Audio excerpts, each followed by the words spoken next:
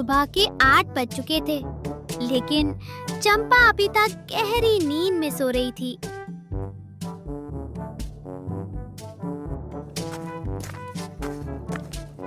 चंपा, कब तक ऐसे ही सोती रहोगी? सूरज सिर पर आ गया। चंपा की आँख खुल गई। क्या सुबह सुबह कौवे की तरह काव काव लगा रखी है? तुम्हें और कोई काम नहीं है क्या? बस रोज सुबह सुबह मुझसे झगड़ते रहते हो। सूरज सिर पर आ गया और घर का एक भी काम नहीं हुआ। तो क्या हुआ? मैं कोई नौकरानी हूँ क्या? हर वक्त काम काम। मैं सुबह से शाम तक मजदूरी करता हूँ ताकि घर का खर्च चल सके, और एक तुम हो जो बस सोती रहती हो। आखिर कब तक चलेगा ये सब? अगर तुम्हें इतनी ही परेशानी है तो तुम खुद घर का काम क्यों नहीं कर लेते? अगर मैं घर का काम करूंगा तो फिर घर का खर्चा कौन उठाएगा? वो सब मैं नहीं जानती, मुझे बस चैन से सोने दो। ठीक है, लेकिन याद रखना, एक दिन तुम्हें अपने इसी आलस पर बहुत पछताना पड़ेगा। भोला अपनी दुकान पर चला गया, लेकिन आज वो कुछ ज्यादा ही परेशान था। उसका दिमाग बार बार चंपा की बातों में ही उलझा हुआ था। अगर रोज रोज यही चलता रहा और चंपा का आलस नहीं छूटा तो एक दिन हमारा घर बर्बाद हो जाएगा। तभी भोला के दिमाग में एक नाम आया, मास्टर दीनानाथ। अरे, ये तो मैं पहले क्यों नहीं सोच पाया? अगर कोई चंपा का आलस छुड़ा सकता है तो वो हैं मास्टर दीनानाथ। फिर उसने बिना देर किए मास्टर दीनानाथ को फोन लगा दिया। हेलो, कौन बोल रहा है? प्रणाम फूफा जी। मैं भोला बोल रहा हूँ। अरे भोला, आज अचानक मेरी याद कैसे आ गई? सब ठीक तो है ना? नहीं नहीं फूफा जी, ऐसी कोई बात नहीं है। इतने दिन हो गए आपसे बात किए, आपकी याद आ रही थी, सोचा आपसे बात कर लूं। वाह, आज तो सूरज पश्चिम से निकला होगा। तुम्हें कब से मेरी याद आने लग गई?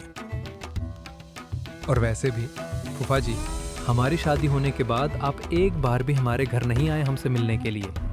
अगर आप कुछ दिनों के लिए हमारे घर आ जाते तो हमें अच्छा लगता। इसी बहाने आप गीता से भी मिल लेना। उसने आपको कभी देखी नहीं है और उसकी भी यही इच्छा है। अगर ऐसी बात है तो फिर मैं कल ही आ जाता हूँ तुम्हारे पास। ठीक है, तो फिर कल मिलते हैं। ये हुई ना बात फूफा जी। अब आएगा असली मजा। अब पता चलेगा गीता को अपने पति से उलझने का अंजाम क्या होता है।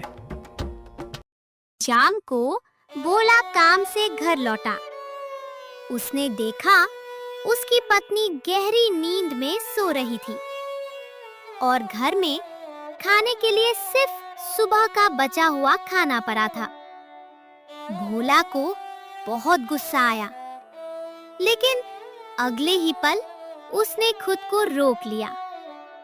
उसने मन ही मन सोचा, जितना आराम करना है कर लो, क्योंकि कल से तुम्हारा आराम बंद हो जाएगा। अगली सुबह धूप खिली हुई है। भोला सुबह से ही बार बार रास्ते की तरफ देख रहा था। उसे इंतजार था तो बस मास्टर दीनानाथ का।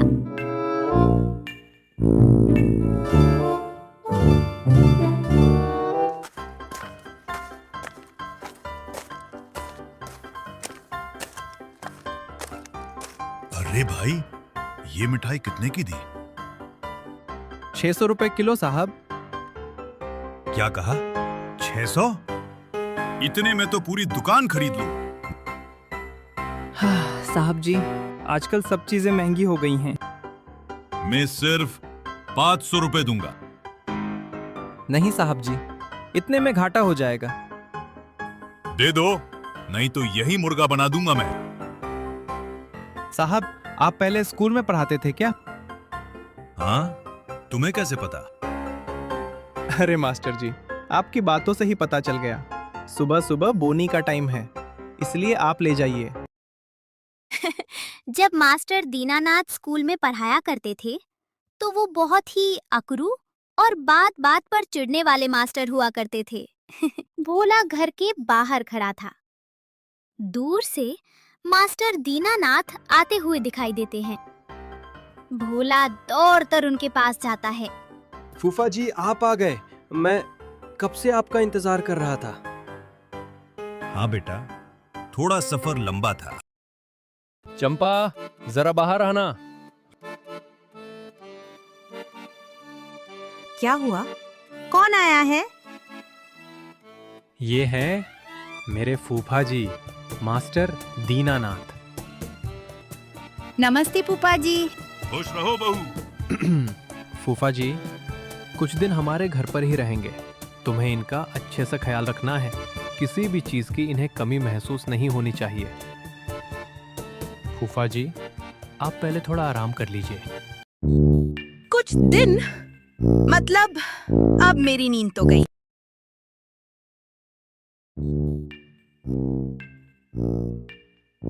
मास्टर दीनानाथ चारपाई पर लेटते हैं।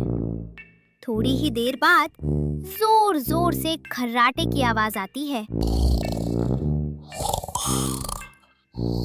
अभी आए हैं और शुरू भी हो गए। भोला मन ही मन मुस्कुराता है, लेकिन चंपा को क्या पता था, ये तो सिर्फ शुरुआत थी। असली तूफान अभी आना बाकी था। शाम के 4 बज चुके थे। मास्टर दीनानाथ की आंख खुली और जैसे ही उन्होंने घड़ी देखी उन्हें अपनी रोज की शाम वाली चाय याद आ गई। अरे भोला, ओ भोला बेटा।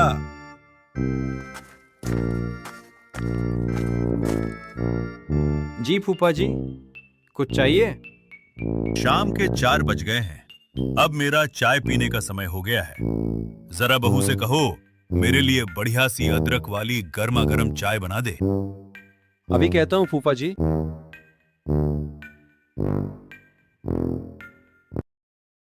फूफा जी को चाय चाहिए, जल्दी बना दो। आते ही हुक्म चलाना शुरू कर दिया। बनाती हूँ।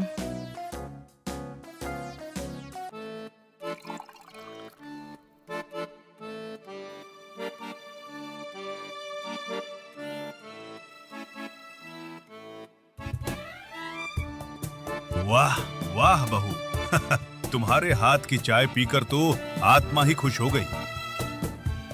फूफा जी, ये सिर्फ चाय ही नहीं, खाना भी बहुत स्वादिष्ट बनाती है। अच्छा तो फिर मुझे बहू के हाथ का खाना खाना ही पड़ेगा। अब खाना भी बनाना पड़ेगा। बेचारी चंपा मन मारकर रसोई में चली गई।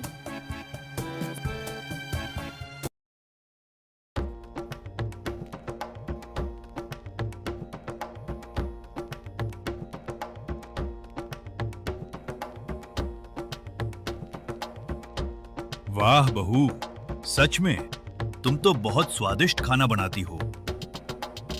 अच्छा हुआ मैं फूफा जी को बुला लाया। इसी बहाने मुझे भी रोज अच्छा खाना खाने को मिल रहा है।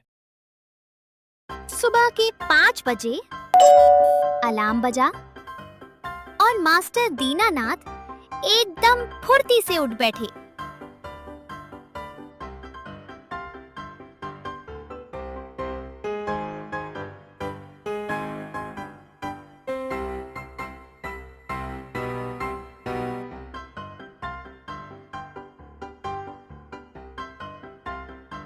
भोला, उठो बेटा। जी फूफा जी। जरा बहू को भी जगा दो।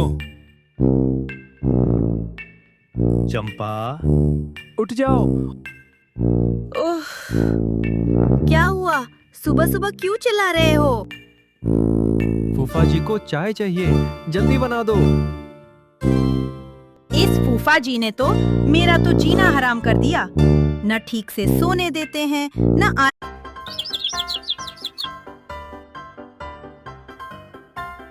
दिन भर हर 10 मिनट में मास्टर दीनानाथ की आवाज गूंजती रहती। बहू, जरा पानी देना। बहू, पंखा चला देना। बहू, जरा मेरा चश्मा तो देना। और हाँ, शाम को गर्मा गर्म पकोड़े भी बना देना। ये इंसान है या चलता फिरता कामों का पहाड़? पूरे दिन काम करवाने की वजह से चंपा का गुस्सा 7वें आसमान पर पहुंच चुका था। उसने मन ही मन फूफा जी को सबक सिखाने का फैसला कर लिया था। जब से आया है तब से मेरा जीना हराम कर रखा है। ना तो मुझे चैन से सोने देता है, बस पूरा दिन चाय चाय। आज मैं भी देखती हूँ कैसे सोते हैं फूफा जी।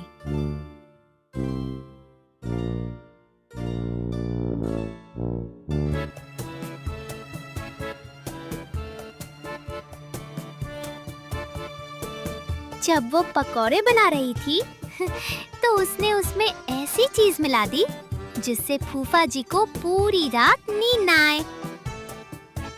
फूफा जी बड़े चाव से पकौड़े खा गए।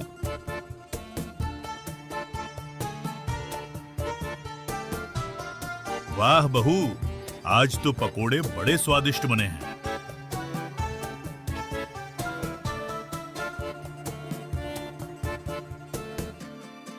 लेकिन रात होते होते उनकी आंखों से नींद गायब हो चुकी थी।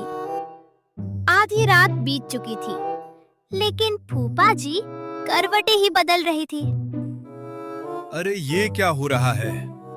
आज नींद क्यों नहीं आ रही? कब से सोने की कोशिश कर रहा हूँ, लेकिन आंख ही नहीं लग रही।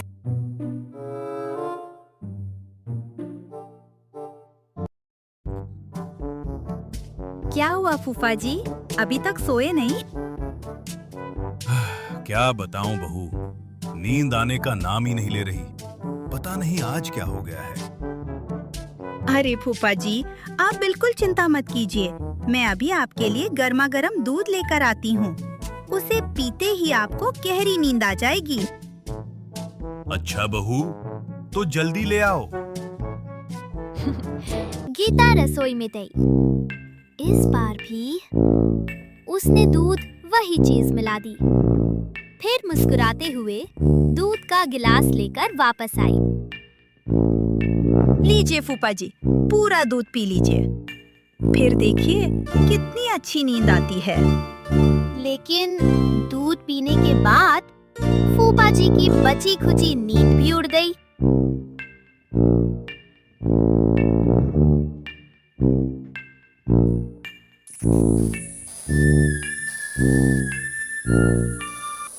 सुबह कब दोपहर में बदल गई, किसी को पता ही नहीं चला। लेकिन आज एक अजीब बात थी। फूफा जी ने सुबह से एक बार भी चंपा को आवाज नहीं लगाई। आज क्या हुआ फूफा जी को? सुबह से एक बार भी चाय नहीं मांगी, ना पानी, ना कोई काम। कहीं उनकी तबीयत तो खराब नहीं हो गई? चंपा घबराकर धीरे धीरे फूफा जी के कमरे की तरफ बढ़ी। चंपा दरवाजा खोलती है और अंदर का नजारा देखकर चौंक जाती है। उसने देखा फूफा जी बिस्तर पर बैठे थे और उनकी आंखों से आंसू बह रहे थे। काश मैंने तुम्हें थोड़ा और समय दिया होता, तो शायद आज तुम मेरे साथ होती। फूफा जी, क्या हुआ? सब ठीक तो है ना? हाँ बहू, सब ठीक है। आज हमारी शादी की सालगिरह है, लेकिन अफसोस आज वो इस दुनिया में नहीं है। मैं हमेशा अपने काम में ही व्यस्त रहा। मैंने उसे कभी समय नहीं दिया। छोटी छोटी बातों पर मैं उन्हें डांट देता था, लेकिन जब वो मुझे छोड़कर चली गई तब समझ आया कि वो अंदर ही अंदर कितना अकेलापन महसूस करती थी। आज इस दुनिया में भोला के अलावा मेरा कोई नहीं है। लोग सही कहते हैं बहू, जब अपने हमारे साथ होते हैं तो हम उनकी कदर नहीं करते, लेकिन जब वही अपने हमसे दूर चले जाते हैं तब उनकी कीमत समझ आती है। इसलिए समय रहते अपने लोगों की कदर कर लेना चाहिए। कहीं ऐसा ना हो कि बाद में सिर्फ पछतावा ही हाथ लगे। फूफा जी की बातें चंपा के दिल पर लग गई। शाम को जब भोला काम से घर लौटा तो आज घर का माहौल बिल्कुल बदला हुआ था। आज वो घर सच में घर लग रहा था। भोला देखता है सोफे पर चंपा और फूफा जी साथ बैठकर चाय पी रहे हैं और हंस रहे हैं। भोला मुस्कुराया, क्योंकि जिस बदलाव का वो इंतजार कर रहा था वो आखिरकार आ चुका था। अरे आज तो घर में खुशियां लौट आई। आप आ गए? पहले हाथ मुंह धो लीजिए, तब तक मैं खाना लगा देती हूँ।